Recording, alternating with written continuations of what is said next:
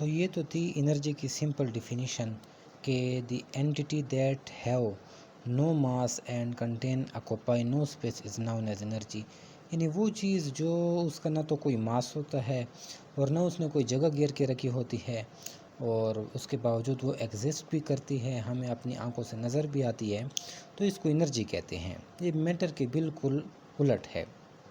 तो एनर्जी की जो सबसे अच्छी सिंपल मिसाल है वो जैसे रोशनी है। जैसे आप सूरज की रोशनी को देख रहे हो, इस वक्त भी इधर मौजूद है, लेकिन नज़र भी आ रही है, लेकिन न इसने कोई जगह घेर के रखी है और न ही इसकी कोई मास होता है। या आप जो टार्च होती है उसकी आप लाइट रात के वक्त करते हो तो वो ऐसे सीधी जा रही होती है। तो अगर आप देखें ना, उसको कमरे में किसी कोने में आप अगर उसको करें ना, तो वो जगह तो ऐसे मतलब आपको नज़र आएगा उसने घेर के रखी है, लेकिन अगर आप उसी जगह कोई दूसरी चीज़ रखना चाहें तो आप आराम से रख सकते हैं। इसका मतलब उसने वो जगह घेर के नहीं रखी।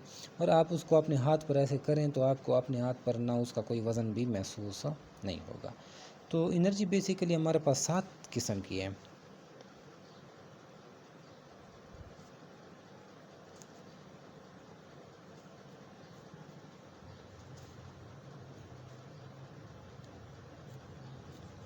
जिसको हम वेव भी कह सकते हैं। फिर हम इसकी डिटेल आगे पढ़ेंगे। पहले है रेडियो वेव्स, क्योंकि वेव ही एनर्जी कैरियर होते हैं ना।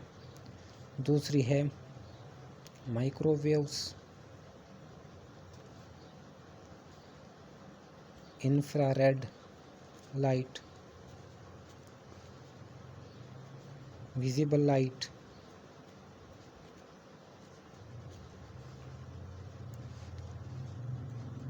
अल्ट्रावायलेट रेज, एक्सरेज, इसको कॉस्मिक रेज भी कहते हैं, और इसको आप गैमा रेज भी कह सकते हैं। ये 7 टाइप्स की हमारे पास एनर्जीज होती हैं। ये रेडियो वेव्स है, माइक्रोवेव्स है, इंफ्रारेड लाइट है, विजिबल लाइट। सिर्फ ये वाली हम जो है ना नेकेड आई से देख सकते हैं, बाकी हमें नज़र नहीं आती। अल्ट्रावायलेट रेज है, एक्स रेज है, जिसके ज़रिए तो हम डायग्नोसिस भी करते हैं हड्डी फ्रैक्चर वगैरह का। कॉस्मिक रेज या गैमा रेज। तो ये एनर्जी की 7 टाइप्स हैं। इसके अलावा एक कुछ और एनर्जी की टाइप्स भी आप अक्सर पढ़ी होंगी, काइनेटिक एनर्जी, पोटेंशियल एनर्जी। तो जी हाँ, वो भी एनर्जी की ही टाइप्स है, लेकिन वो जो है ना उसमें और इनमें ये फ़र्क है कि वो जो काइनेटिक एनर्जी और पोटेंशियल एनर्जी है ना, वो एसोसिएटेड विद मैटर होती है। यानी मैटर के अंदर वो एनर्जी आती है, या काइनेटिक एनर्जी आती है या पोटेंशियल एनर्जी आती है, वो डिपेंड करेगी कि वो किस कंडीशन में है। तो वो जो टाइप्स है काइनेटिक एनर्जी, पोटेंशियल एनर्जी, वो मैटर के अंदर स्टोर होती है, जबकि ये जो टाइप्स है ये बता जाते हैं खुद एनर्जी है, ये मैटर के अंदर एसोसिएटेड नहीं होती। तो types of energy associated to matter, मैं ये लिख रहा हूँ। तो वो हमारे पास 2 किस्म की है। There are 2 types of such energy. पहली है काइनेटिक एनर्जी और दूसरी है potential energy. Page turn out करते हैं। अब हम काइनेटिक एनर्जी को डिटेल के साथ पढ़ेंगे। तो आ जाते हैं काइनेटिक एनर्जी पर।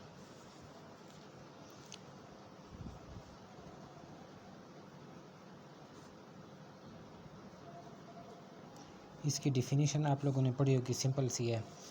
The energy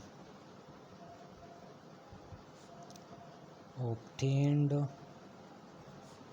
by a body due to its motion is called kinetic energy। यानी ऐसी एनर्जी कि जब कोई बॉडी हरकत में आए तो उसके अंदर स्टोर हो जाए, तो इसको कहते हैं काइनेटिक एनर्जी। मशहूर मुहावरा है कि हरकत में बरकत है। तो जब भी कोई बॉडी मोशन में आती है तो उसके अंदर एक नई चीज़ आ जाती है, एक नई एनर्जी उसके अंदर आ जाती है, और उस नई एनर्जी को कहते हैं kinetic energy. It is represented by KE, RE और सबस्क्रिप्ट में छोटा सा K, लेकिन ज़्यादातर बुक्स में KE से रिप्रेजेंट करते हैं। और जो इसका फार्मूला है, its formula is KE is equal to 1/2 mv²। ये फार्मूला साइंसदानों ने मुख्तलिफ तजर्बे करके इसको बनाया है। इस फार्मूले के हिसाब से जो है ना, K is directly proportional to M, K is directly proportional to v², where जो M है ना, ये है मास ऑफ बॉडी, और जो v है ना, ये है वेलोसिटी ऑफ बॉडी। यानी किसी बॉडी का मास बड़ा होगा तो उसके अंदर काइनेटिक एनर्जी भी ज़्यादा स्टोर होगी, और किसी बॉडी का मास छोटा होगा तो उसके अंदर काइनेटिक एनर्जी भी कम स्टोर होगी। तो लेट करते हैं कि एक बॉडी है, मतलब एक जो बाइक पर एक बंदा फुल स्पीड के साथ आ रहा है, मतलब 180 किलोमीटर पर आवर की स्पीड से आ रहा है, तो वो किसी आगे दीवार से टकराता है तो उसके अंदर तो एनर्जी जो थी काइनेटिक एनर्जी, तो वो कुछ ना कुछ उस दीवार को नुकसान दे देगा अपने काइनेटिक एनर्जी के ज़ोर पर। लेकिन अगर उसी स्पीड 180 किलोमीटर पर आवर की स्पीड से एक बहुत बड़ा ट्रक आ रहा है और वो उस दीवार से टकराता है तो वो उसको ज़्यादा नुकसान देगा। स्पीड तो दोनों की बराबर थी, लेकिन फ़र्क सिर्फ और सिर्फ मास का था। ट्रक का मास ज़्यादा था तो उसके अंदर काइनेटिक एनर्जी ज़्यादा थी, और जो बाइक था उसकी मास कम था तो उसके अंदर काइनेटिक एनर्जी कम थी। तो इस नुकसान और उसके में भी फ़र्क था। दूसरी बात, वेलोसिटी के साथ भी बहुत फ़र्क होता है। तो वेलोसिटी अगर जितनी ज़्यादा होगी तो उतनी ज़्यादा मतलब है कि वो नुकसान कर सकता है। एक ट्रक आ रहा है, बहुत स्लो स्पीड के साथ आ रहा है, उस सामने किसी दीवार वगैरह से टकराता है तो हो सकता है दीवार गिरे नहीं, लेकिन वही ट्रक बहुत ज़्यादा स्पीड के साथ आए तो वो उस दीवार के साथ टकराएगा तो अपने साथ उसको उड़ा कर ले जाएगा। तो वेलोसिटी ज़्यादा थी तो एनर्जी भी ज़्यादा थी। तो ये हमारे पास काइनेटिक एनर्जी थी, सिंपल। और दूसरी हमारे पास जो टाइप है वो है पोटेंशियल एनर्जी। ये बड़ी कॉम्प्लिकेटेड किस्म की आप कह सकते हैं। इसकी डेफिनेशन है the energy obtained by a body by changing its position within a force field against the field। एक डिफिनेशन इसकी ये है, और दूसरी डिफिनेशन बड़ी तवज्जो की ज़रूरत है इसके साथ। पेज टर्न आउट कर लेते हैं। Are the energy stored in elastic material by deforming it is known as potential energy। पहले मैं आपको इससे टाइप्स ऑफ फोर्सेस पढ़ा दूंगा, उसके बाद इस डेफिनेशन को आपकी अच्छी समझ आएगी। जो टाइप्स ऑफ फोर्सेस हैं हमारे पास, ये 2 टाइप्स हैं। पहली है contact force.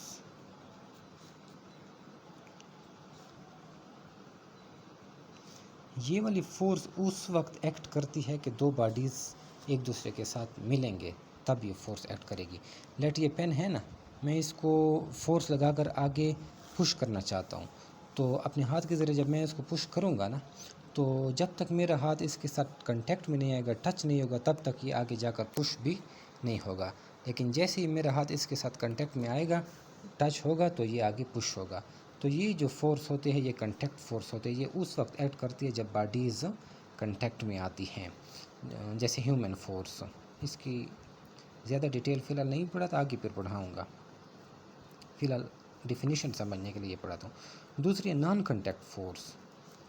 Non contact force वो वाली फोर्स होती है कि दो बॉडीज़ अभी कांटेक्ट में भी नहीं आई लेकिन फिर भी वो एक दूसरे के ऊपर फोर्स लगा सकती है। लेट ये पेन है, इसको मैंने उठा लिया, मैंने इसको छोड़ दिया, ये फ़ौरन ऑटोमेटिकली नीचे गिर गया, यानी नीचे इसको कोई फोर्स खींच रही है और जिसकी वजह से ये नीचे की तरफ जा रही है। तो वो फोर्स ग्रेविटी की फ़ोर्स है और वो फोर्स ज़मीन की ग्रेविटी है। ज़मीन अपनी ग्रेविटी के फोर्स के ज़रिए इसको खींच रहा है और ये जो ज़मीन इसको अपनी तरफ खींच रहा है, ये ज़मीन के साथ अभी टच तो नहीं हुआ, कांटेक्ट में तो नहीं आया, लेकिन फिर भी ज़मीन इस पर फोर्स लगा रही है। तो इस किस्म की फ़ोर्स को कहते हैं नॉन कांटेक्ट फोर्स, कि जब दो बॉडीज़ आपस में कांटेक्ट में आए भी ना हों फिर भी वो एक दूसरे के ऊपर फोर्स लगा सके। या जैसे मैग्नेट की मिसाल ले लें, मकनातीस की, कि दो मकनातीस पड़े थे तो एक मकनातीस दूसरे मकनातीस को अपनी तरफ खींच भी सकता है, पुश भी कर सकता है और अभी वो कांटेक्ट में भी नहीं आएंगे। या इस तरह इलेक्ट्रिक फोर्सेस, चार्जेस के दरमियान जो फोर्सेस होती है वो भी इस तरह होती है। तो इसका एक नाम तो है नॉन कांटेक्ट फोर्स, दूसरा नाम इसका है action at a distance force, और इसका जो तीसरा नाम है वो है फील्ड फोर्स। फील्ड फोर्स इसको इसलिए कहते हैं कि ये वाली फोर्स उन बॉडीज़ की होती है जिन बॉडीज़ के गिर्द एक इलाका फैला हुआ होता है और उस इलाके के अंदर उनकी फ़ोर्स मौजूद होती है। जैसे ज़मीन है ना, ज़मीन के चारों तरफ एक इलाका है, मतलब उस इलाके के अंदर ज़मीन की ग्रेविटी की फ़ोर्स काम करती है।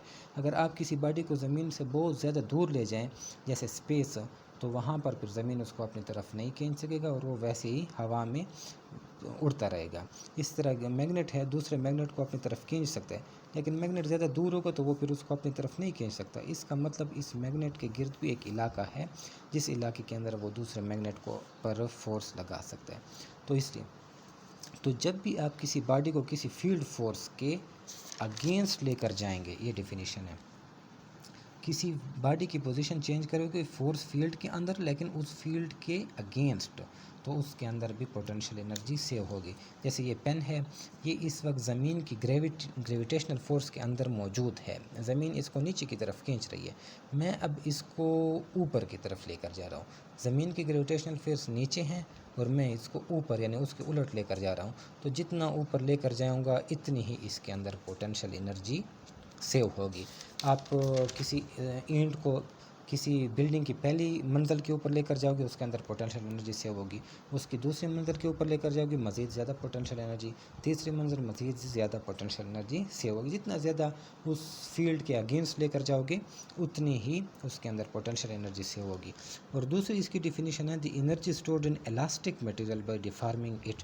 डिफार्मिंग का मतलब थोड़ा सा ख़राब करना, यानी कुछ हमारे पास मटेरियल होते हैं, हमारे पास दो किस्म के मटेरियल होते हैं, एक होते हैं इलास्टिक मटेरियल, एक होते हैं प्लास्टिक मटेरियल। इलास्टिक मटेरियल ऐसे हैं ना, जैसे स्प्रिंग, अगर मैं उसको थोड़ा सा डिफार्म कर दूँ ना, थोड़ा सा उसको ऐसे टेढ़ा मेढ़ा कर लूँ ना, तो फोर्स लगा कर, तो जैसे ही मैं उसको छोड़ूंगा वो फ़ौरन अपनी ओरिजिनल हालत में वापस आ जाएगा, जैसे रबड़ हो गया। ठीक है, तो ये इलास्टिक मटेरियल होते हैं कि जब आप डिफार्म करते हैं तो डिफार्मिंग फोर्स हटाने के बाद वो दोबारा अपनी ओरिजिनल हालत को रिटेन कर ले, रिस्टोर कर ले। और कुछ मटेरियल होते हैं प्लास्टिक मटेरियल कि अगर आपने उनको डिफार्म कर दिया तो वो दोबारा अपनी ओरिजिनल हालत में ना आए। जैसे लकड़ी हो गई, अगर मैंने उसको तोड़ दिया तो जब मैं उसको छोड़ूंगा तो वो दोबारा ख़ुद ब खुद जुड़ नहीं जाएगी, जैसे ये पेन हो गया। ठीक है ना। तो जब भी आप किसी इलास्टिक मटेरियल को थोड़ा सा डिफार्म कर लेते हैं, मिसाल आपके पास कोई स्प्रिंग था, आपने उसको ऐसे थोड़ा सा तोड़ के समझ दिया, तो उसके अंदर ऑटोमेटिकली पोटेंशियल एनर्जी सेव हो जाएगी। जैसे ही आप उसको छोड़ोगे वो फ़ौरन अपनी ओरिजिनल हालत में आएगा, और ये जो ओरिजिनल हालत में आएगा ये अपनी पोटेंशियल एनर्जी की बेस पे आएगा। तो यही प्रिंसिपल हमारी जो गुलेल है जिसके ज़रिए बच्चे मतलब परिंदों वगैरह को मारते हैं, तो उसके अंदर यूज़ होता है कि वो गुलेल के अंदर रबड़ इस्तेमाल करते हैं। रबड़ इलास्टिक मटेरियल है, वो उसको थोड़ा सा खींच लेते हैं, एक्सटेंड कर लेते हैं, अपनी ओरिजिनल हालत से उसको चेंज कर लेते हैं, तो उस गुलेल के अंदर पोटेंशियल एनर्जी सेव हो जाती है। जैसे ही वो उसको छोड़ते हैं तो गुलेल फ़ौरन अपनी ओरिजिनल हालत में आती है और अपने साथ उस ईंट पत्थर वगैरह को भी कहाँ से कहाँ ले जाती है।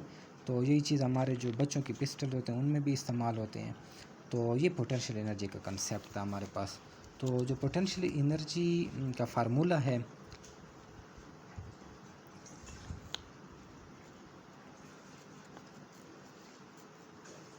इसको हम पी ई से रिप्रेजेंट करते हैं, mgh, सिंपल सा फार्मूला है। P is directly proportional to M, PE is directly proportional to H, और PE is directly proportional to G।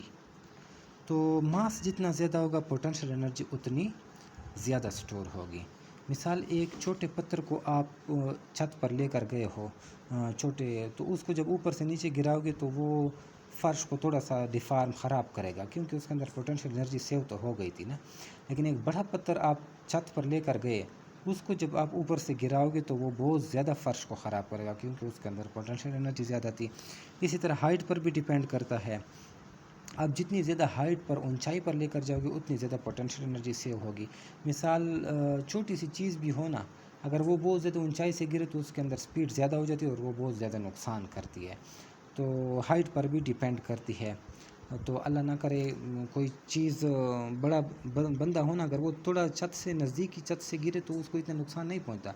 लेकिन अगर वो बहुत बड़ी बिल्डिंग से गिरे तो वो मर जाता है, क्योंकि उसके अंदर पोटेंशियल एनर्जी ज़्यादा सेव होती है, जिसकी वजह से उसको ज़्यादा नुकसान पहुंचता है।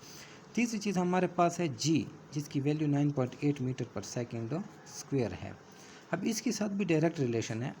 तो सवाल ये पैदा होता है कि इसके साथ कैसे डायरेक्ट रिलेशन है, इसकी तो कांस्टेंट वैल्यू है।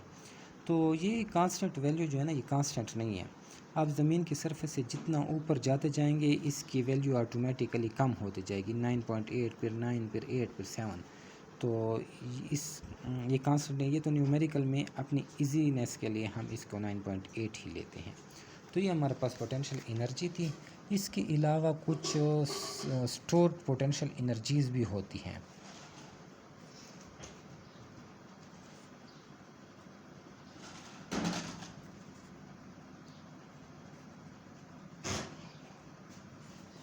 जैसे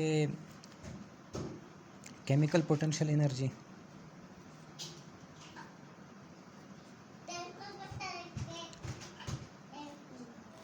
ये ज़्यादातर स्टोर्ड होती है,